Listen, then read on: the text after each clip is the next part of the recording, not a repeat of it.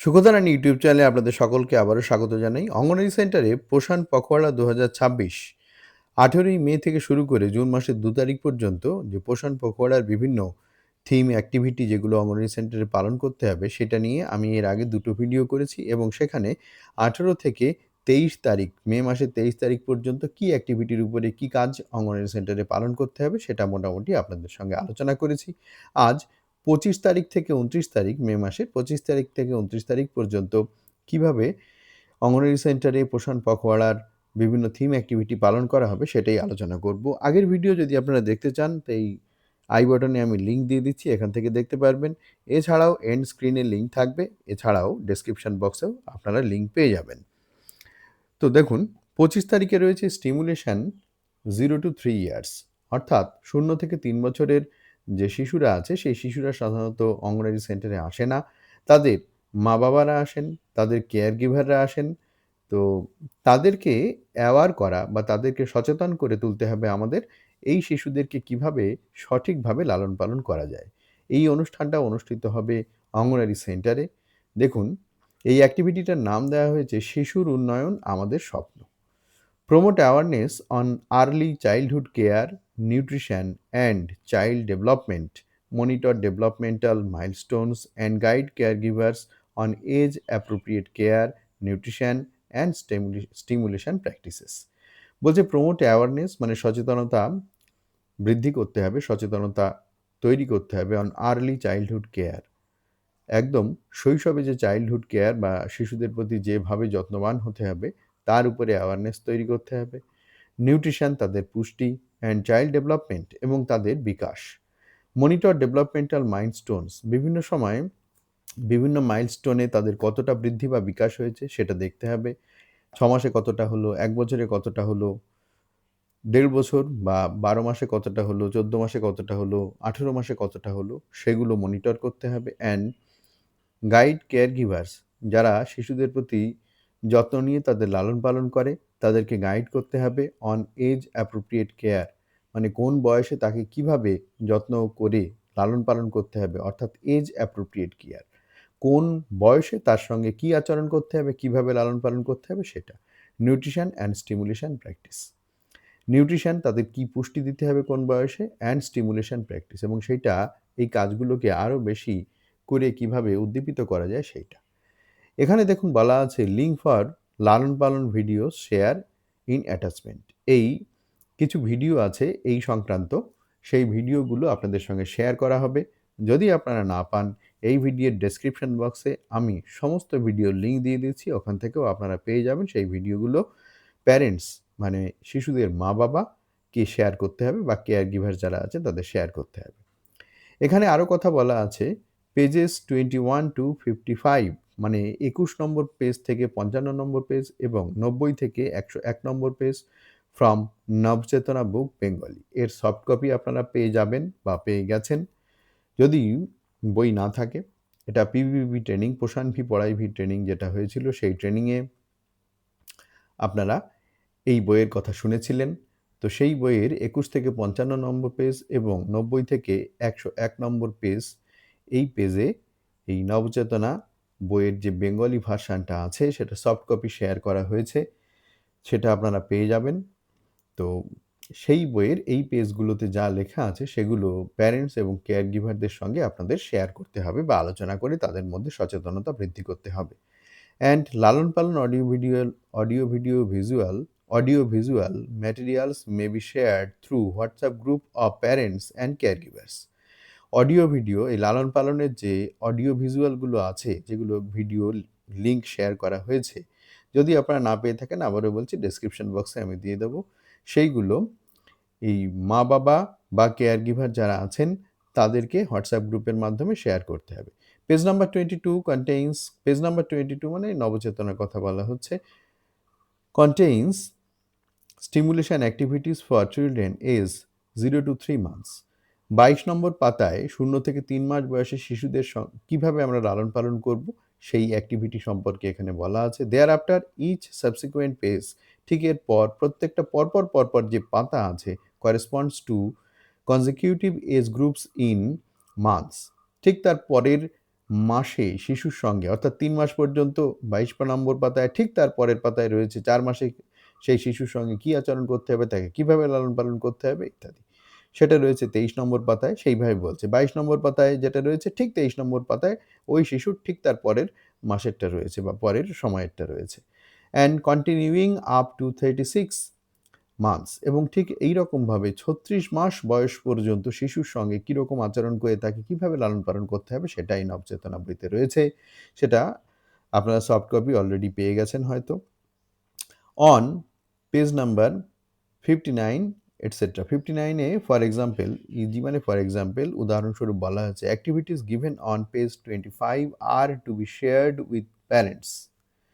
আচ্ছা, আচ্ছা, এটা যেটা বলছে যে ৩৬ মাসেরটা রয়েছে ৫৫ পাতায়, ঠিক আছে? সেটা মানে একদম ২২ পাতা থেকে শুরু হচ্ছে, ২১-২২ পাতা থেকে শুরু হচ্ছে, আর ৫৫ নম্বর পাতায় ৩৬ মাস বয়স পর্যন্ত কী হবে সেটা রয়েছে। তারপরে যে কথাটা বলছে ইজি মানে for example, activities given on page number 25 are to be shared with parents, care givers for children age 6 months. ২৫ নম্বর পাতায় যেটা রয়েছে ৬ মাসের যে কেয়ার গিভার মানে ৬ মাসের বাচ্চা যে বাড়িতে রয়েছে তাদের মা-বাবা বা কেয়ার গিভারকে শেয়ার করতে হবে। While the activities on page 35 are to be shared with parents, care givers of children aged 16 months. অর্থাৎ ১৬ মাসের বাচ্চা যে বাড়িতে রয়েছে সেই বাড়িতে এই ৩৫ পাতায় যে লেখাগুলো আছে সেই লেখাগুলোর কথা শেয়ার করতে হবে। আশা করি আপনারা বুঝতে পেরেছেন যেটা এখানে বলা আছে। তাহলে যে মাসের বাচ্চা যে বাড়িতে আছে সেই বাড়ির অভিভাবক, মা-বাবা, কেয়ার গিভার যেই হোক না কেন, তাকে শেয়ার করতে হবে সেই সময়ের উপযুক্ত কথা যে পেজে লেখা আছে সেই পেজের সেই কথাগুলো সেই মা-বাবাকে শেয়ার করতে হবে। আশা করি আপনারা বুঝতে পেরেছেন। কারা এখানে পার্টিসিপেট করবে? Parents, care givers of children 0 to 3 years are to be guided. ঠিক আছে? আমি আগেই বলেছি যে ০ থেকে ৩ মাসের যে শিশুরা তারা সাধারণত আইসিডিএস সেন্টারে বা অঙ্গনওয়াড়ি সেন্টারে আসে না। তাদের মা-বাবা বা কেয়ার গিভার যারা আসেন তাদের মধ্যে এই সচেতনতা তৈরি করতে হবে। Using the age specific phases of Navchetana book on appropriate stimulation activities and key developmental milestones expected at each stage of development. আচ্ছা, এখানে যেটা বলছে সেটা হচ্ছে প্রত্যেকটা নবচেতনার পেজের এজ অ্যাপ্রোপ্রিয়েট যে সমস্ত স্টিমুলেশন অ্যাক্টিভিটিস গুলো আছে, মানে যে সমস্ত অ্যাক্টিভিটি গুলো আছে সেগুলো তাদের মধ্যে শেয়ার করতে হবে, সেগুলো ইউজ করতে হবে, ঠিক আছে? সেই নির্দিষ্ট পাতার যে গাইডলাইন আছে সেগুলো ব্যবহার করতে হবে। The relevant milestones covering children from birth two 24 months is available on page 90 to 101। বলছে রেলিভেন্ট মাইলস্টোনস মানে হচ্ছে একটা সময়ের যে বয়সের ধাপের সে কতটা কি করে উঠতে পারলো সেইটা। Covering children from birth two 24 months মানে একদম জন্ম থেকে শুরু করে ২৪ মাস পর্যন্ত বিভিন্ন মাইলস্টোনে শিশুর কতটা কি বৃদ্ধি হতে পারে সেইগুলো আছে ৯০ থেকে ১০০ নম্বর পাতায়, সেটা তাদের সঙ্গে শেয়ার করতে হবে। কাদের সঙ্গে? এই মা-বাবার সঙ্গে বা কেয়ার গিভারের সঙ্গে শেয়ার করতে হবে। তাহলে ২৫ তারিখের এই হচ্ছে আমাদের অ্যাক্টিভিটি। এইবারে আসি আমরা ২৫ এর পরে রয়েছে ২৮ তারিখ। ২৮ তারিখে কি রয়েছে? দেখুন, হেলদি অ্যান্ড লাইফস্টাইল, ঠিক আছে? তো স্বাস্থ্যসম্মত যে লাইফস্টাইল সেইটা, এটা কোথায় হবে? এটা কিন্তু অঙ্গনওয়াড়ি সেন্টারে হবে না। বলছে catchment area of the anganwadi centre. Anganwadi সেন্টারের আশেপাশে যে ক্যাচমেন্ট এরিয়া রয়েছে, বেনিফিশিয়ারি এলাকা রয়েছে সেখানে হবে। আচ্ছা, এখানে অ্যাক্টিভিটিটা কি? বাড়ি গিয়ে আলোচনা। বাড়ি গিয়ে আলোচনা করতে হবে। কি করতে হবে? Home visits to the households of beneficiaries attending anganwadi centres to promote awareness on dengue prevention and control.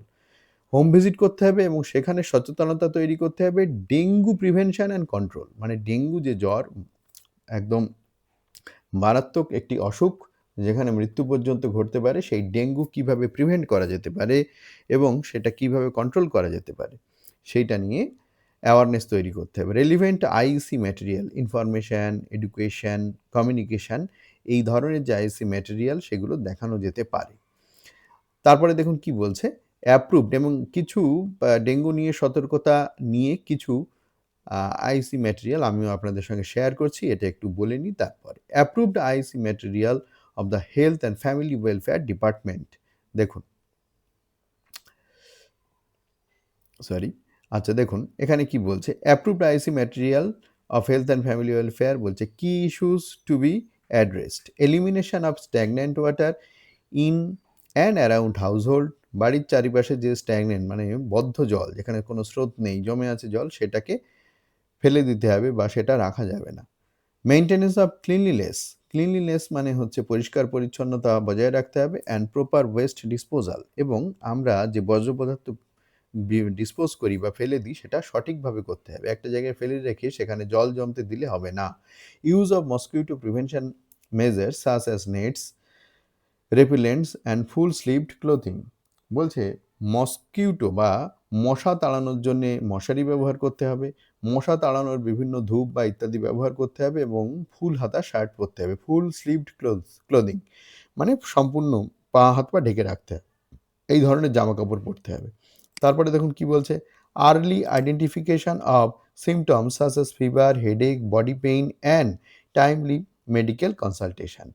একদম প্রথমেই এগুলোকে অনেক সময় আমরা গুরুত্ব দিই না, অবহেলা করি, সেটা করা যাবে না। যে জ্বর যদি হয়, মাথা যন্ত্রণা যদি থাকে, বডিতে যদি ব্যথা হয়, তাহলে সঙ্গে সঙ্গে সেটা মেডিকেল কনসালটেশন করতে হবে।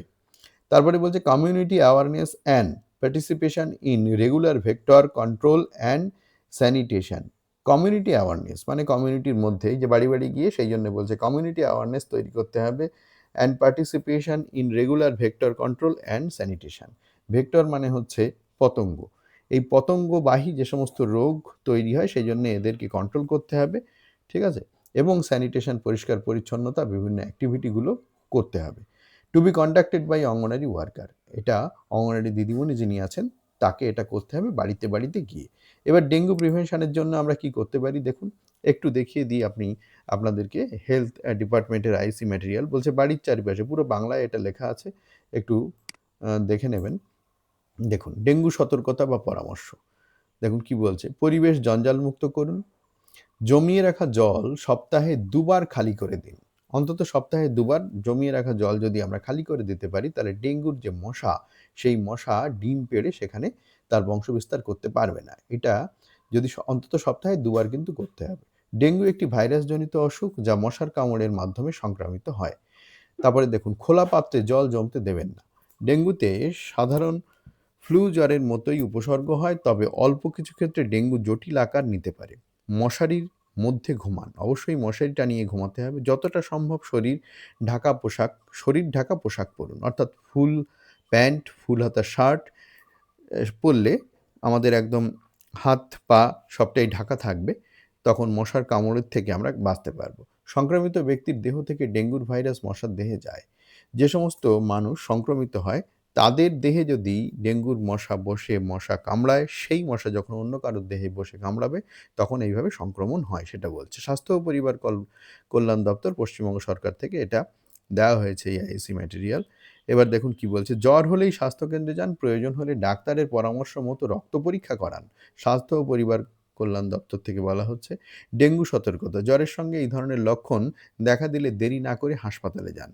কি ধরনের লক্ষণ? মাথা ঘোরা, বেহুশ ভাব, বারবার বমি, তারপরে পেটে খুব যন্ত্রণা, তারপরে দেখুন কি বলছে, খুব দুর্বল, বসতে বা দাঁড়াতে পারছে না, রক্তক্ষরণ, প্রস্রাব বন্ধ বা খুব অল্প এবং গাঢ় রক্ত, এই ধরনের যদি হয়, ডাক্তারবাবুর পরামর্শে একাধিক ডেঙ্গু রোগী বাড়িতে বিশ্রামে থেকেই সুস্থ হয়ে যান।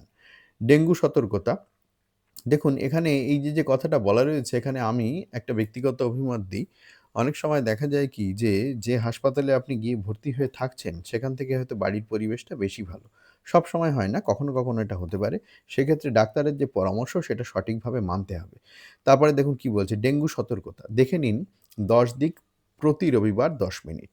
চারিদিকে দেখে নিতে হবে কোন কোন জায়গা আমরা সাধারণত মিস করে যাই বা দেখি না, সেই জায়গাগুলো একবার দেখে নিন। কোথাও জল আটকে নেই তো? সেটা দেখতে হবে। কোন কোন জায়গায় ছাদে, যেসব ছাদে সিঁড়ি আছে, সেখানে তো সিঁড়ি দিয়ে উঠে আমরা ছাদটাকে দেখতে পারি।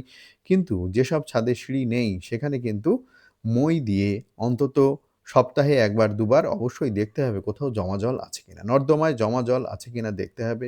ফেলে দেওয়া টায়ারে কোনো জমা জল আছে কিনা দেখতে হবে। সামান্য জলেও কিন্তু মশা ডিম পাড়তে পারে এবং সেখানে মশার উৎপাদন হবে। ট্যাঙ্কের ঢাকনা আছে তো? অর্থাৎ ছাদে যে ট্যাঙ্কি রয়েছে জলের ট্যাঙ্কি তার ঢাকনা আছে কিনা, যদি না থাকে ঢাকনা ব্যবহার করতে হবে, তাহলে মশা তার মধ্যে ঢুকে আর ডিম পাড়তে পারবে না।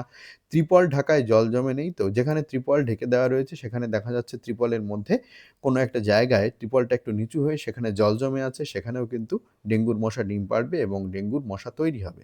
ডেঙ্গু প্রতিরোধে যে জিনিসগুলো আমরা করতে পারি সেটা হচ্ছে খোলা পাত্রে জল জমে থাকলে ডেঙ্গুর মশা জন্মায়। কোন ধরনের খোলা পাত্রে জল জমে থাকে? দেখুন, এই ধরনের খোলা জায়গায় জল জমে থাকে যেগুলো আমরা অবহেলা করে থাকি, সেগুলো কিন্তু আমাদের দেখতে হবে। টায়ার হতে পারে, বাড়িতে টব রয়েছে সেই টবে বা কোনো ছোট চাড়ি রয়েছে সিমেন্টের তার মধ্যে হতে পারে, প্লাস্টিকের কোনো একটা বালতি রয়েছে সেখানে হতে পারে, একটা চৌবাচ্চায় পরিত্যক্ত চৌবাচ্চায় জল জমে আছে সেই সব জায়গায় হতে পারে।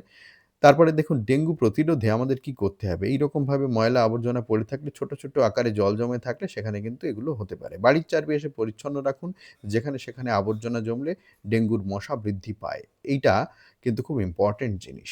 এবারে আসুন আমাদের বাড়ি গিয়ে আলোচনা ডেঙ্গু প্রিভেনশন এটা হয়ে গেল। তাহলে ২৫ এবং ২৮ তারিখে কি হলো সেটা বলে দিলাম। এইবারে আজকের ভিডিওর লাস্ট যে আলোচনা সেটা হচ্ছে ২৯ তারিখে কি হবে দেখুন। ২৯/৫/২৬ মানে মে মাসের ২৯ তারিখে মাদার অ্যান্ড চাইল্ড নিউট্রিশন, মা এবং শিশুর যে পুষ্টি সেটা। কোথায় হবে? এটা কিন্তু আবার অঙ্গনওয়াড়ি সেন্টারে হবে। দেখুন অ্যাক্টিভিটিটা কি বলছে? Special drive on measurement verification, শিশুর বৃদ্ধি যাচাই করণের বিশেষ অভিযান। শিশুর যে বৃদ্ধি সেটা যাচাই করতে হবে, তার জন্য একটা বিশেষ অভিযান করতে হবে। সেটা কীরকম? Counselling of parents, care givers after recording the weight and height of children. Parents, care givers may be counselled on, তাদের কাউন্সেলিং করতে হবে, বলে বোঝাতে হবে, on the child's growth status, nutrition, appropriate care practice. কি বলছে দেখুন, শিশুদের যে উচ্চতা এবং ওজন নেওয়া হয় সেটা নেওয়ার পরে অঙ্গনওয়াড়ি দিদিমণিরা বুঝতে পারেন যে তার বয়স অনুযায়ী উচ্চতা এবং ওজন ঠিক আছে কিনা। যদি না থাকে তাহলে অবশ্যই তার যে মা বাবা তাকে বোঝাতে হবে এবং তার প্রিভেন্টিভ কেয়ার হিসেবে বা সেটাকে কিভাবে ঠিক করা যায় সেটা নিয়ে তাদেরকে বুঝিয়ে বলতে হবে। সেটাই বলা হচ্ছে তাদেরকে কাউন্সেলিং করতে হবে। তাদের পুষ্টি কি হবে, অ্যাপ্রোপ্রিয়েট কেয়ার কিভাবে নেওয়া যেতে পারে ইত্যাদিগুলো আলোচনা করতে হবে তাদের সঙ্গে। আচ্ছা, তারপরে কি বলছে দেখুন, colour slips green, yellow, orange. এগুলো আপনারা জানেন যে বিভিন্ন সময়ে যদি গ্রিন মানে সব ঠিক থাকে তাহলে গ্রিন, ইয়েলো হচ্ছে মাঝারি, আর অরেঞ্জ মানে খুব খারাপ অবস্থায় যদি থাকে, এই স্লিপগুলো ব্যবহার করা যেতে পারে। May also be issued to parents বা কেয়ার গিভার্স, তাদেরকে এই স্লিপগুলো দেওয়া যেতে পারে প্যারেন্টস বা কেয়ার গিভার্সকে। According to the nutritional status of child to facilitate easy identification and follow up under growth monitoring activities. ঠিক আছে, এগুলো আপনারা জানেন যে বয়স অনুযায়ী উচ্চতা বা ওজন যদি কমে যায় তাহলে তাদেরকে ইয়েলো বা অরেঞ্জ ক্যাটাগরির মধ্যে ফেলা হবে এবং শিশুদের মা বাবা অথবা তাদের যে কেয়ার গিভার থাকবেন তাদেরকে ভালো করে বুঝিয়ে দিতে হবে এবং ফলো আপ করতে হবে সঠিকভাবে। অঙ্গনওয়াড়ি দিদিমণির যেমন দায়িত্ব থাকবে তেমনি তার মা বাবাকে বুঝিয়ে দিতে হবে ফলো আপটা কীভাবে করতে হবে। তারপরে ডিসকাশন অন সুপুষ্টি দিবস, ঠিক এই দিনটাই কিন্তু আবার সুপুষ্টি দিবস।